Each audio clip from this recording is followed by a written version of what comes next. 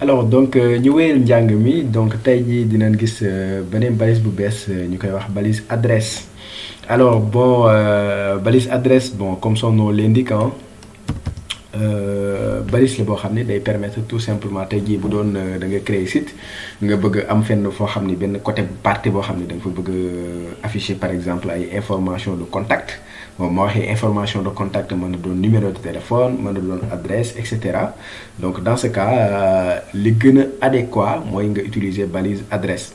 Alors balise adresse très simple d'utilisation donc tey jii bon déjà je fais ma def commentaire contrôle de point fii ma ni balise de adresse donc même chose je fais H3 balise adresse. Ok super donc fii bu ma neexee ma def BR HR pour retourner à la ligne ba pare def benn trait de séparation. Donc balise adresse donc nii la nga koy defee par exemple c'est la balise adresse donc ma def inférieur adresse supérieur mu créé ma balise adresse léegi si à l'intérieur foofu ngay def par exemple tout ce qui est adresse.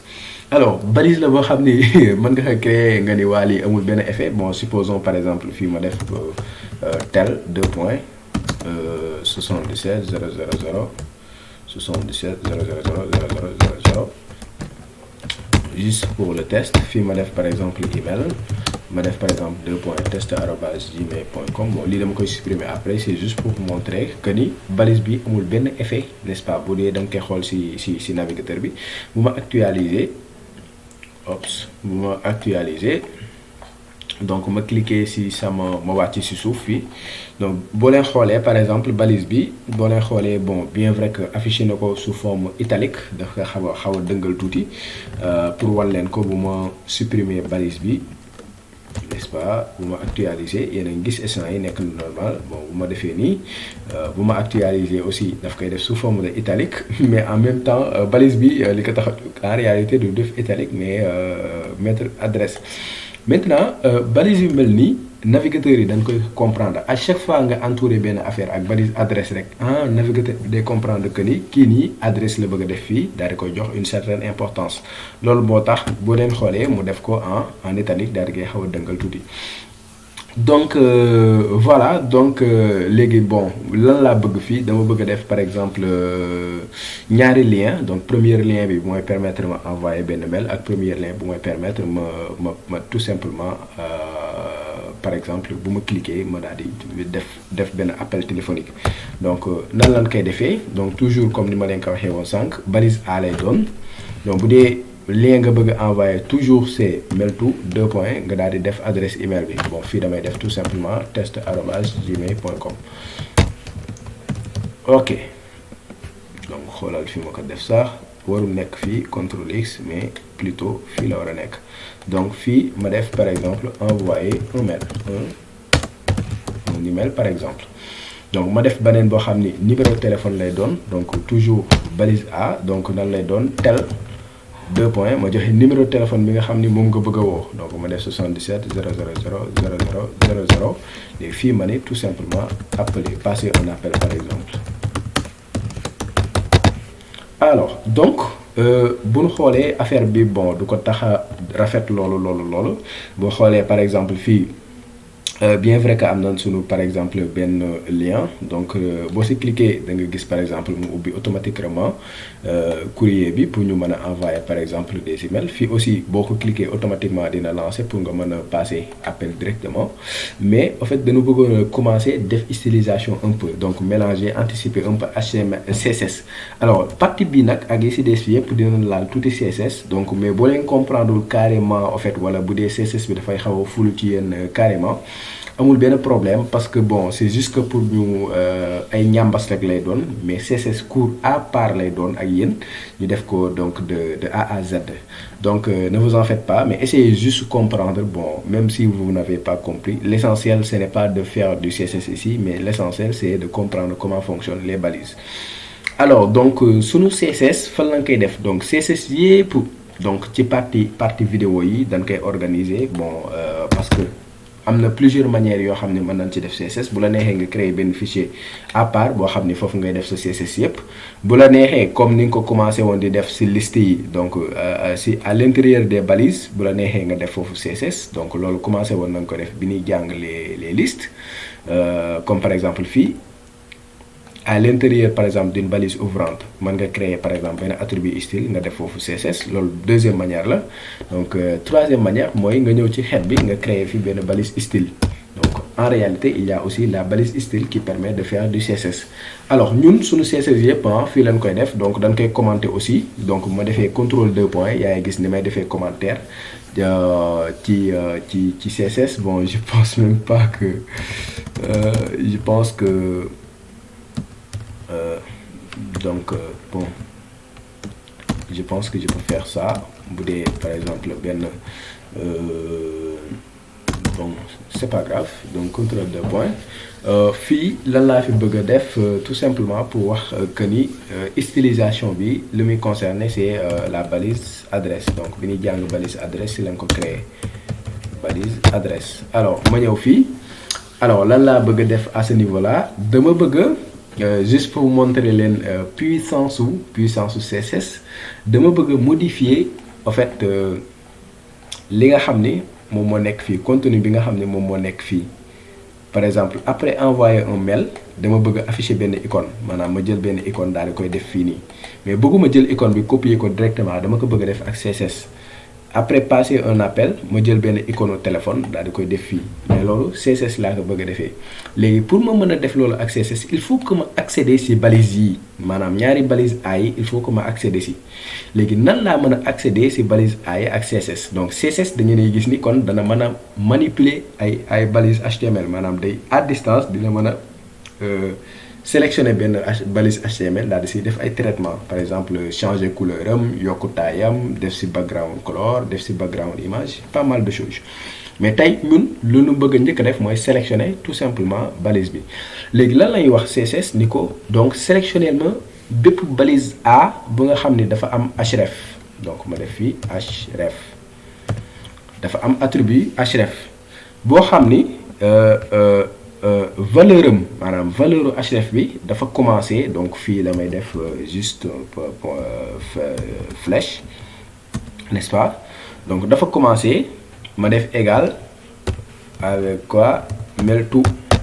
Donc sélectionnel ma bépp balise boo xam ni dafa commencer ak mel2 ginnaaw boo ma ko sélectionné n'est-ce pas 2 points je peux faire after maanaam après par exemple son contenu dama bëgg a changer par exemple contenu bi content dama si bëgg a ajouter par exemple benn contenu ma def si benn affaire. Donc affaire bi ma si def icône lay doon damay dem tout simplement si WhatsApp. Alors WhatsApp mën naa def fii web.whatsapp pour accéder directement si WhatsApp. Oups, il n'y a pas de connexion. Le temps de partager la connexion. Donc je vais revenir sur ça. Donc lii nii lu muy permettre mooy tout simplement sélectionner toutes les balises A. Mais attention balise A yi nga xam ne dafa am attribut href yi nga xam ne dafay commencer chapeau bi loolu lay signifier dafay commencer par la valeur mel2 loolu benn la. Donc ma defaat la même chose donc ma ne ko sélectionner ma aussi donc bépp balise A bi nga xam ne dafa am n'est-ce pas attribut href bi nga xam ni valeur dafa commencer par tel. Léegi after maa ngi ñëw ci loolu ma actualiser fii bon damay dugg WhatsApp uniquement pour copier ay icônes juste pour copier ay icônes.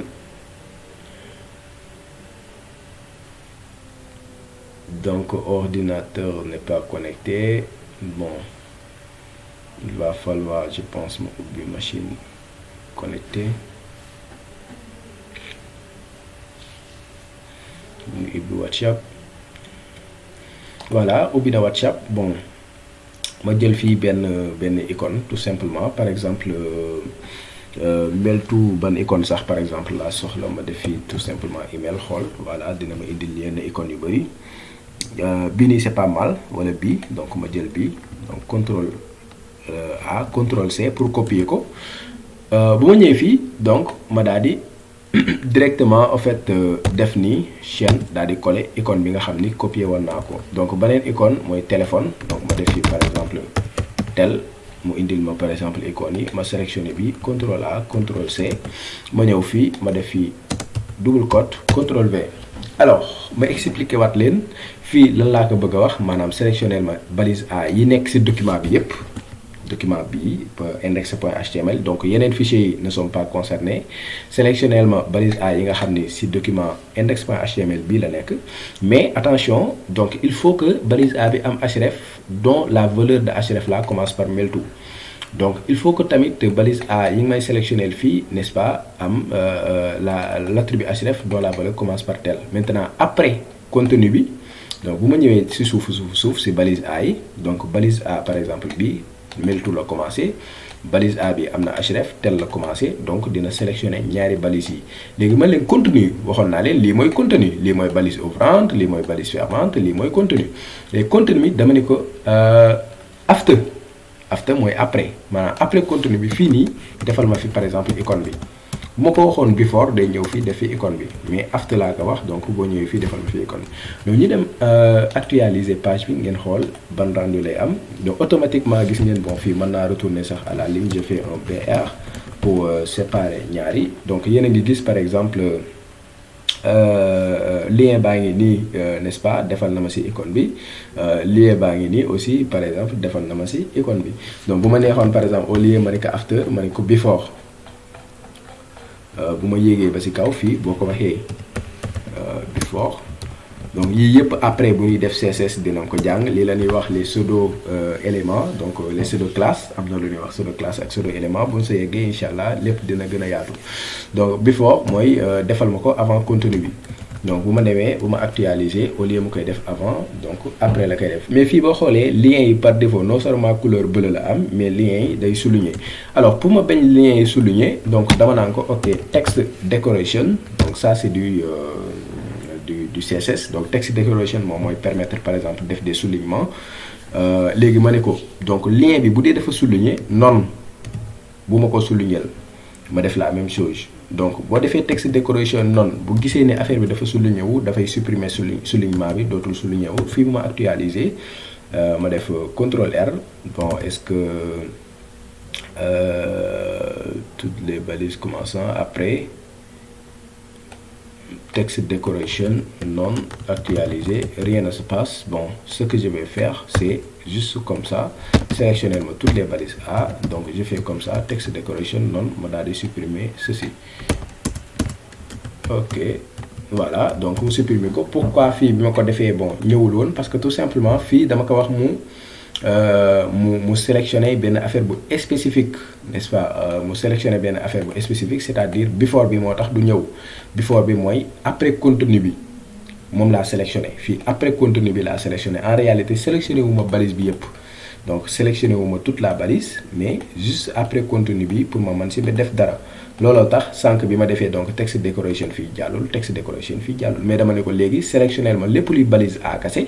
donc bu dee dafa souligner wu nga effacer ma soulignement bi, et là bu ma actualiser dootul am benn soulignement. bu ma neexee sax ma changer couleur bi. pour changer couleur ak CSS c'est très simple, da ngay def color.